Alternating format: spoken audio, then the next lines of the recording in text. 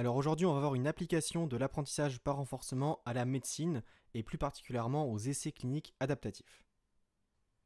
Alors le problème de l'essai clinique adaptatif, c'est le suivant. On dispose de N médicaments et on souhaite déterminer lequel de ces médicaments est le plus efficace. Et pour cela, on n'a aucune connaissance théorique, mais on a seulement des patients, des patients de test, à qui on va donner ces médicaments.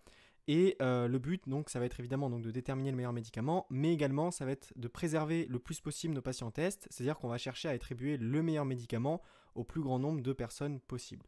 Et donc, c'est ça qu'on appelle les essais cliniques adaptatifs. Les essais cliniques normaux, classiques, en fait, c'est seulement le deuxième point, on souhaite seulement déterminer le meilleur médicament sans chercher forcément à l'attribuer au plus grand nombre de personnes possible. Alors, on verra donc dans un premier temps une formalisation à l'aide des bandits stochastiques. Donc en fait, c'est une formalisation à l'aide de l'apprentissage par renforcement.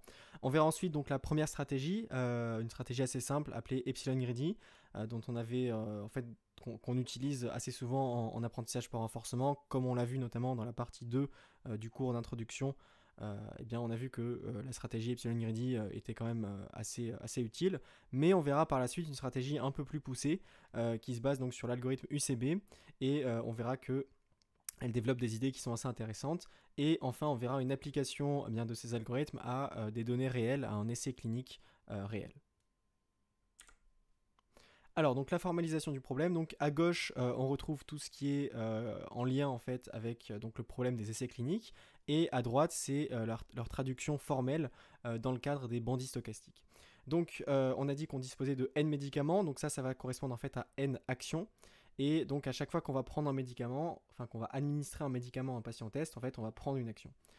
On suppose que donc chaque médicament a une certaine probabilité fixée de faire guérir le patient, et donc ben, ça, on va simuler ça par en fait une récompense, donc comme on apprentissage par renforcement. C'est-à-dire qu'à chaque fois qu'on prend une action A, eh bien, on va avoir une récompense qui va valoir 1 avec une probabilité petit q de A, et 0 sinon. Et donc, en fait, le fait que la récompense vale 1, ça simule le fait que le patient soit guéri par le médicament. Et si elle vaut 0, eh bien, ça veut dire que le patient n'a pas été guéri. Donc, les probabilités Q de A, donc il y en a autant qu'il y a d'actions. Et elles sont fixées et évidemment inconnues. Parce que sinon, il n'y aurait pas besoin de faire l'essai clinique. Donc, en fait, Q de A, ça désigne le taux d'efficacité de chaque médicament. On dispose d'un certain nombre de patients tests, et donc ça en fait on va les accueillir en fait à chaque pas de temps.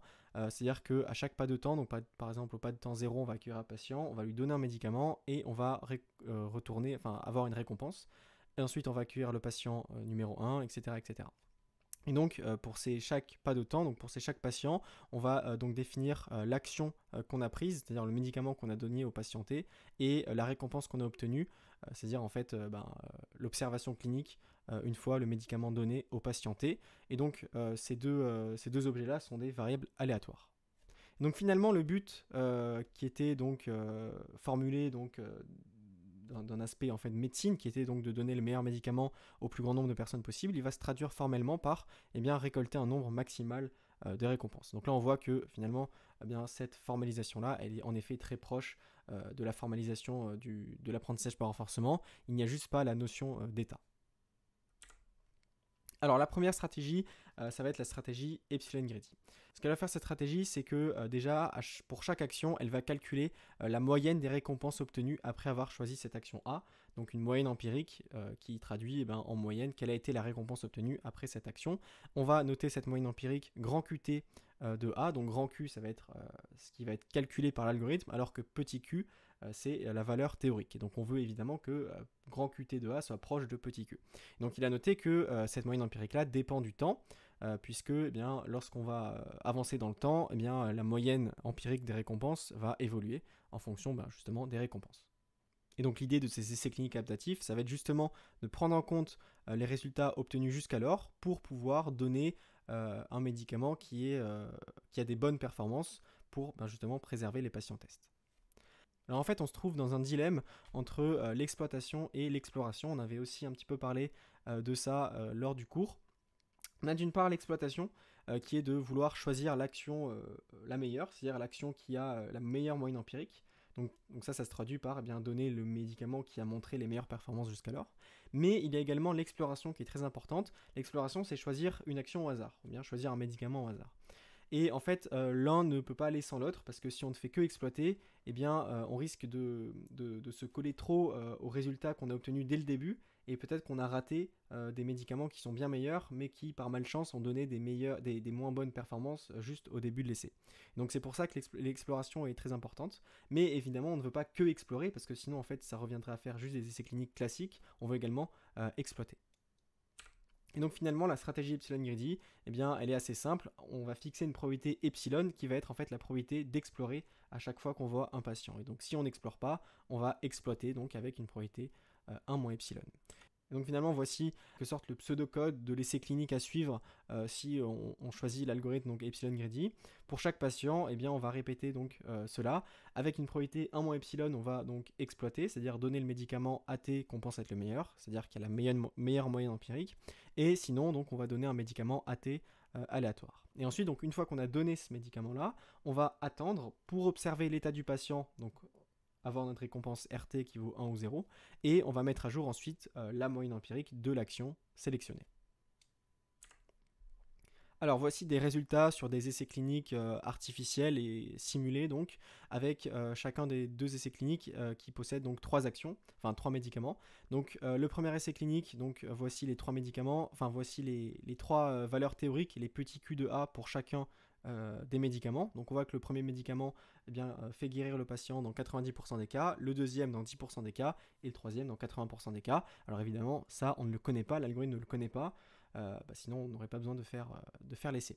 Et donc finalement donc, on a donc employé epsilon greedy avec ces données-là, avec epsilon qui est égal à 20%, donc dans 20% des cas on va explorer. Et voici le résultat. Donc ça, ce qu'on voit, c'est pour chaque action, le nombre de fois qu'elle a été prise depuis le début en fonction du temps.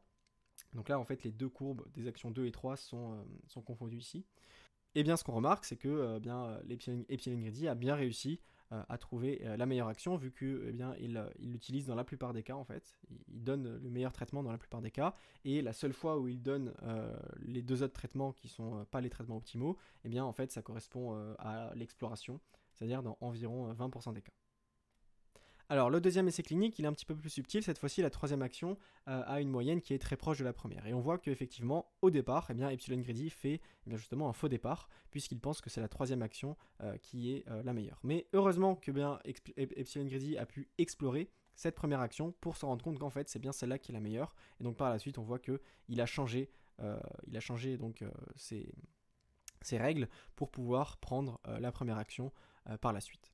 Donc là, on voit que l'exploration est vraiment primordiale, mais ces 2 exemples nous montrent quand même que l'exploration dans epsilon greedy, elle est assez naïve. C'est-à-dire que là, on voit que, en fait, durant toute la durée de ce test-là, epsilon greedy explore de la même façon cette action-là que cette action-là. Pourtant, on voit que ces 2 actions-là sont vraiment ont des moyennes qui sont totalement différentes, et même celle-là, est très proche de celle-là. Donc si on explorait d'une manière assez judicieuse, on pourrait justement prendre en compte cette proximité-là pour pouvoir attribuer plus de ressources sur ce médicament-là et moins de ressources sur ce médicament-là qu'on sait être vraiment pas bon. Alors, justement, on va développer l'algorithme UCB qui va vouloir donc explorer d'une manière un peu plus judicieuse. Et pour cela, il va se baser sur les incertitudes. Les incertitudes, ça va nous permettre de construire des intervalles de confiance donc autour des vrais moyennes empiriques. Et donc, dans ces intervalles de confiance, donc là, en fait, c'est symbolisé par des gaussiennes. Donc, en fait, l'intervalle de confiance, il serait donc à peu près comme ça. Et bien, dans ces intervalles de confiance, on va être presque sûr de trouver la vraie moyenne théorique, petit q de A0. Donc ici, on est presque sûr de trouver la vraie valeur théorique de l'action rouge, ici la vraie valeur théorique de l'action verte, et ici la vraie valeur théorique de l'action bleue. Donc en fait, ça va nous dire quoi ? Dans le cas présent de cet essai clinique-là, où on a 3 actions, on voit que la vraie valeur théorique de l'action verte a très très peu de chances d'être plus grande que la vraie valeur théorique de l'action rouge, parce que les intervalles de confiance ne se superposent pas. Donc ça veut dire quoi ? Ça veut dire que on est presque sûr que l'action rouge est vraiment meilleure que l'action verte, donc on ne va pas aller perdre des ressources pour explorer l'action verte et encore moins l'action bleue, on va juste se focaliser sur l'action rouge. Alors au contraire, dans le deuxième cas, dans le deuxième essai clinique, on voit cette fois-ci que les intervalles de confiance de l'action verte et de l'action rouge se superposent. Donc là, il y a vraiment une bonne probabilité pour que la vraie valeur de l'action verte soit meilleure que la vraie valeur de l'action rouge. Donc là, eh bien, on va dédier des ressources pour explorer l'action verte et pour pouvoir voir si elle est meilleure ou non que l'action rouge. Et en explorant, on va pouvoir en fait, baisser notre incertitude relative sur l'action verte pour pouvoir affiner donc, les intervalles de confiance et pour pouvoir pour la suite être sûr de trouver la bonne action. Donc là, on voit que c'est assez intéressant. D'après Epsilon Greedy, ces deux situations sont les mêmes puisque les valeurs, les moyennes théoriques sont exactement les mêmes pour les trois actions et Epsilon Greedy ne regarde que ces moyennes théoriques. Alors qu'en fait, on voit que ces deux situations ne sont pas du tout les mêmes et l'exploration va pouvoir changer entre ces deux situations. Alors pour l'incertitude, donc qui va être calculée par l'algorithme Upper Confidence Bound, là on va la détailler un petit peu ici. Donc on reprend en fait la densité de probabilité sur la moyenne empirique qu'on avait vu tout à l'heure. Et on va donc schématiser justement cet intervalle de confiance. On va juste prendre la barre haute, hein, comme le nom de l'algorithme le suggère, la barre haute de cet intervalle de confiance. Donc l'incertitude, on va la noter UT de A, donc ça va être un réel qu'on va calculer donc, pour chacune des actions. Et on va vouloir que ce réel représente en quelque sorte un intervalle de confiance, c'est-à-dire que on va vouloir que cette inégalité-là s'applique. Cette inégalité-là, elle dit quoi? Elle dit que la probabilité que la vraie moyenne théorique que petit q de A soit plus grande que qt de A plus ut de A, c'est-à-dire que la probabilité que la vraie valeur théorique se trouve ici, eh bien, elle soit très petite, autrement dit, elle soit majorée par P, un petit réel. Et donc pour calculer ut de A, si on a donc une action donnée, on va se servir de l'inégalité de Hovding qui s'applique à des variables aléatoires qui sont réelles et indépendantes, à valeur donc ici presque surmontant 1. Et donc si on note ST leur moyenne empirique, on a donc cette assertion-là qui est de dire que donc, pour tout réel U strictement positif, la probabilité que la vraie moyenne soit plus grande que la moyenne empirique plus U, et bien cette probabilité-là, elle est majorée par un terme en exponentielle. Et donc cette inégalité-là, on va l'appliquer aux récompenses données par une action A. On a dit que les récompenses étaient bien des variables aléatoires qui sont réelles et indépendantes, puisque la donnée d'un médicament, voilà, le fait qu'un patient guérisse ou non ne dépend pas de la guérison des autres patients. Et donc, si on applique cette inégalité-là aux récompenses données, donc la vraie moyenne des récompenses, c'est quoi? C'est petit q de A. La moyenne empirique, ben justement, elle est calculée, c'est grand qt de A. Et eh bien, l'incertitude, donc ça va être fixé donc, pour le réel U ici, qu'on va vouloir calculer par la suite. Et donc, on a cette majoration-là par l'exponentielle. Et ici, on a introduit le scalaire donc nt de A. Qui est donc en fait un antinaturel qui est égal au nombre de récompenses qu'on a données par l'action A, c'est-à-dire en fait NT2A c'est le nombre de fois qu'on a pris l'action A depuis le début de l'essai clinique. Et donc on a cette inégalité là, donc ici on l'a reportée, et d'après donc ce qu'on a vu sur l'incertitude, on veut que eh bien, ce terme là soit égal à un petit réel P, donc eh bien, on va fixer cette égalité-là, ce qui va nous permettre de pouvoir exprimer en fait l'incertitude UT et donc de pouvoir la calculer en fonction du petit réel P et de NT2A qu'on peut également calculer. Alors le plus souvent, ce qui est décidé, c'est de prendre P qui est en 1 sur T4, ce qui correspond en fait à vouloir être de plus en plus sûr d'intégrer dans notre intervalle de confiance la vraie valeur théorique. Et donc si on prend P qui est en 1 sur T4, on a finalement cette expression-là pour l'incertitude. Donc ça va être cette expression-là que l'algorithme UCB va utiliser pour calculer l'incertitude. Et également, il va, comme Epsilon Greedy, il va également calculer la moyenne empirique Qt de A. Et finalement, donc, l'algorithme UCB, il va prendre pour chaque patient, il va prendre l'action qui maximise Qt de A plus Ut de A. Et ça, en fait, ça revient à être optimiste quand il y a de l'incertitude. C'est-à-dire que UCB va vouloir prendre l'action qui a le plus grand potentiel, quitte à l'explorer et voir qu'en fait, non, elle n'est pas la meilleure, mais au moins, on aura resserré les incertitudes et on sera sûr que cette action n'est pas la meilleure. Il est à noter également que cette incertitude-là, elle va décroître lorsqu'on va prendre des actions, lorsqu'on va sélectionner une certaine action, NT va augmenter, et donc l'incertitude va décroître, ce qui est assez intuitif à l'idée de l'incertitude qu'on a sur une moyenne. Plus on va venir visiter une action, et bien moins on aura d'incertitude sur sa moyenne empirique. Alors donc on va revenir sur les résultats. Donc à gauche c'est les résultats qu'on avait eu sur le premier essai clinique avec Epsilon Greedy, et à droite c'est ce qu'on a eu avec UCB. Donc on voit que donc on a toujours les actions cumulées en fonction du temps. On voit que la première action a bien été décelée par Epsilon Greedy comme étant la meilleure. Mais là, ce qui est intéressant, c'est qu'effectivement, on voit que UCB a réparti ses ressources d'exploration de manière différente entre les deux actions. La deuxième action à 0,1, il a tout de suite mise de côté. On voit qu'elle n'est pas du tout utilisée dans le temps. Alors que l'action à 0,8, eh bien, au début, il a un petit peu plus prise, mais quand même, elle tend à ne plus du tout être prise par la suite. Donc ça, c'est assez intéressant, justement. On voit que là, l'action à 0,8, eh bien, il a mis un peu plus de temps que l'action à 0,1 pour resserrer les incertitudes et être sûr de la mettre de côté par rapport, donc, justement, à la première action. Et donc, on a les mêmes constatations avec le deuxième test clinique, le test où on avait une troisième action qui était très proche de la première. On voit là que c'est la même conclusion. L'action à 0,1 est tout de suite mise de côté, et l'action à 0,8 est mise de côté, tend à être mise de côté, mais il lui faut seulement un peu de temps pour resserrer les incertitudes et être sûr que, bien justement, l'action à 0,8 est moins bonne que l'action à 0,9.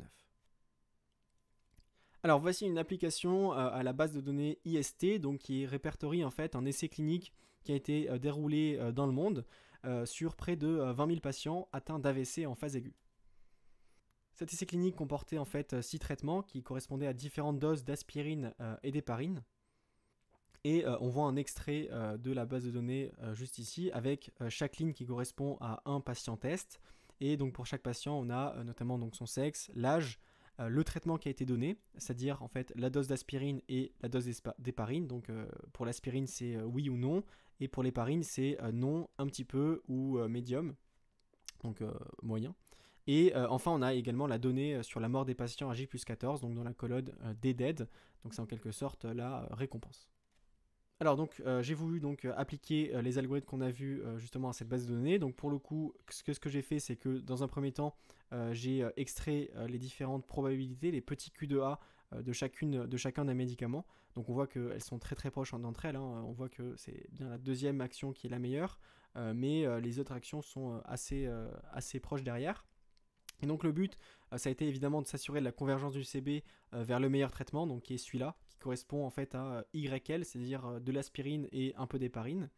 Et également, dans un second temps, le but c'était d'étudier le nombre d'attributions de meilleurs médicaments, parce que c'est justement là tout l'intérêt des essais cliniques adaptatifs, c'est de préserver les patients tests, contrairement aux essais cliniques classiques qui veulent juste en fait trouver le meilleur médicament.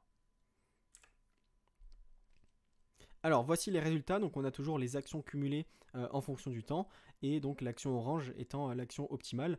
Là on voit que UCB, donc là c'est l'algorithme UCB qui a été utilisé, on voit que UCB arrive à discerner en fait le meilleur traitement, le traitement orange, bien qu'il continue encore à employer les autres médicaments parce qu'il n'a pas encore eu le temps de resserrer les incertitudes pour être sûr de pouvoir les éliminer. Et justement à droite c'est en fait la continuation de ça sur 20 000 patients. Donc si on avait continué l'essai clinique sur 20 000 patients, là on voit que les autres actions tendent à ne plus du tout être utilisées, hein. La courbe des actions cumulées tend à être une droite, et au contraire, l'action YL tend à être utilisée dans 100% des cas. Et finalement, donc, le deuxième résultat, c'est le tableau juste en bas, c'est le nombre de traitements YL attribués, le nombre de fois sur les 20 000 patients qu'on a attribué le meilleur traitement. Donc pour un essai clinique classique, en fait ça va être environ 20 000 divisé par 6, parce que donc dans un essai clinique classique, on va prendre les 20 000 patients, les diviser en 6 groupes, donc 6 groupes de 3 300 personnes à peu près, et donner à chaque groupe un médicament différent. Donc on aura un nombre de traitements optimal qui est attribué, donc qui est à un groupe, en fait, un groupe recevra le traitement optimal, donc environ 3 300 personnes.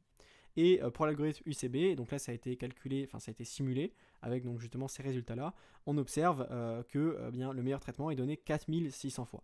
Donc ça fait quand même une augmentation qui est non négligeable, et on voit que, en effet, les essais cliniques adaptatifs, avec notamment l'emploi de UCB, permettent de préserver les patients tests. Alors pour l'ouverture, on a une utilisation concrète qui est encore assez limitée. En effet, c'est quand même quelque chose qui est assez nouveau. Et puis il faut également envisager une adaptation pratique pour mettre en place la stratégie, donc notamment du CB, parce que là c'est vrai que j'en ai pas parlé, mais à chaque fois qu'on donne un médicament à un patient, on doit attendre que le médicament agisse pour pouvoir donner un autre médicament à un patient. Et ça, par exemple, sur les 20 000 personnes qu'on a vues, s'il fallait rien qu'attendre un jour entre chaque don de médicament, il fallait attendre donc 20 000 jours pour que le dernier patient puisse avoir son médicament. Et peut-être que, il serait mort avant ces 20 000 jours.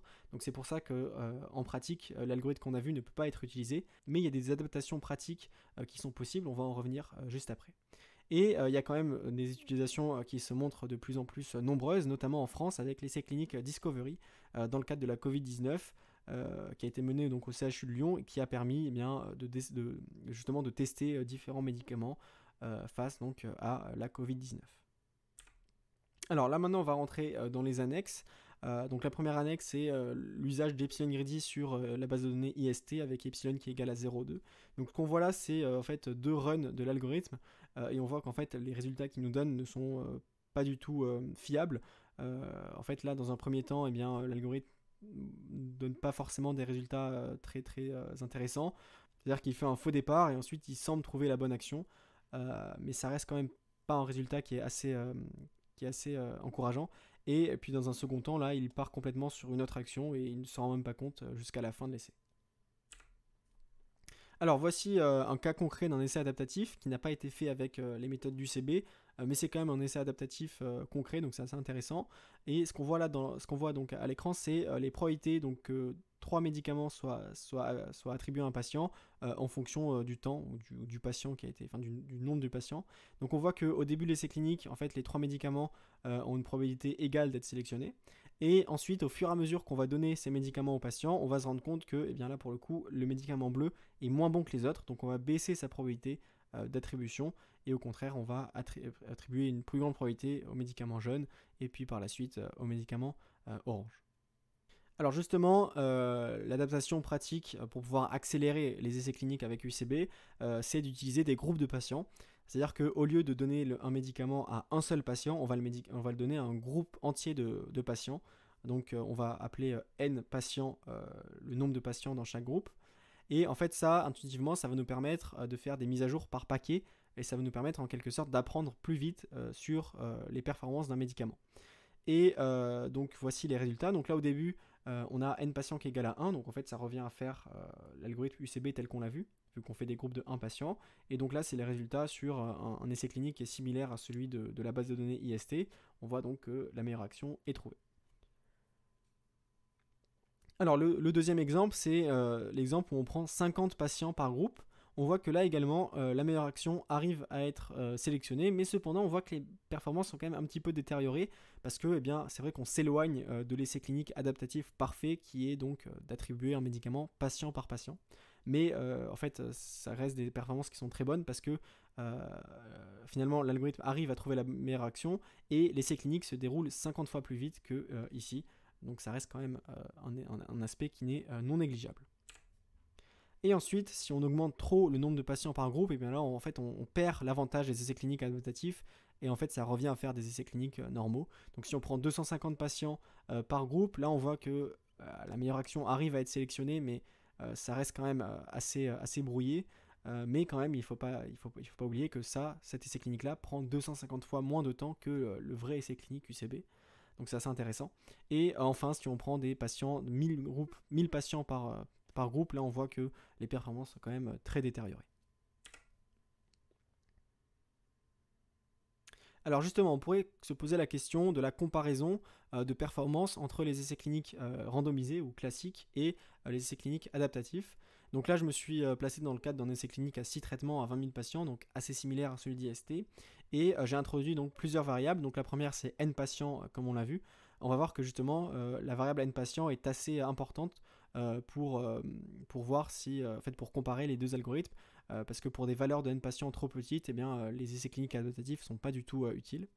Et donc les deux autres variables, c'est la variable jour attente, qui est en fait le temps nécessaire entre l'administration d'un médicament et l'observation de son résultat. Et la deuxième variable, la troisième, c'est P-mort, c'est-à-dire que c'est la probabilité quotidienne qu'a un patient atteint de la maladie de mourir. Et donc en fait, on voit que si jour attente est trop grand, on va devoir attendre entre chaque don de médicament pour les essais cliniques adaptatifs. Et donc ça va très clairement pénaliser les méthodes comme UCB, puisque justement avec un P-mort qui est élevé, les patients vont mourir avant de recevoir leur médicament, même si leur médicament est sous-optimal. Et au contraire, les essais cliniques randomisés qui donnent tous les médicaments en même temps, eh bien finalement peuvent être meilleurs, puisque eh bien, même si on donne un médicament qui est sous-optimal à un patient, il a quand même une certaine chance de guérir avec ce médicament. C'est là où on voit justement que l'essai clinique randomisé n'est pas complètement à jeter. Alors donc voici les résultats. Donc en fait, ce qu'on voit ici, c'est en fait une grille en fonction donc des variables jour attente et P mort. Donc cette grille a été faite pour n patients égale à 1.